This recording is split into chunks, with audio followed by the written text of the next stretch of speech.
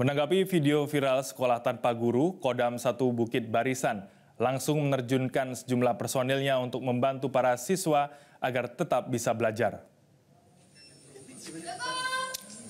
Dipimpin langsung Komandan Kodim 0213 Nias, Letkol Infantri Torang Parulian Malau bersama aparat desa dan relawan turun langsung ke lokasi untuk memastikan proses belajar mengajar tetap berjalan. Saat ini sudah ada 4 orang prajurit Kodam 1 Bukit Barisan dari Kodim 0213 Nias melakukan pengajaran kepada 62 siswa-siswi.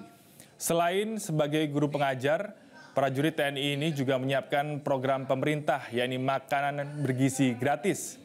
Di sisi lain, PJ Gubernur Sumatera Utara Agus Fatoni mengatakan pihaknya sudah mengirim tim ke Kabupaten Nias yang terdiri dari Inspektorat Pemprov Sumut dan Dinas Pendidikan Sumut.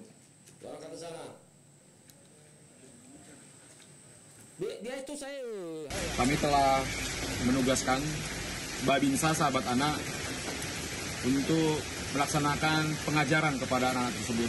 Babinsa Sahabat Anak ini kami turunkan sebanyak 4 orang mengajarkan materi matematika dan ilmu pengetahuan alam. Ya, terkait guru yang tidak masuk sekolah, pemerintah provinsi sudah mengirimkan tim ke sana dan sudah mendalami itu, nanti hasilnya akan kita sampaikan. Sudah dikirimkan tim inspektorat, tim dari Dinas Pendidikan, dan juga dari tim pemerintah. Sudah ada teguran ke Pemprov? Ya, sudah ada teguran ke Pemprov? Kita sudah kirim tim, hasilnya dari ini nanti akan kita sampaikan. Kita akan dalami kondisinya seperti apa.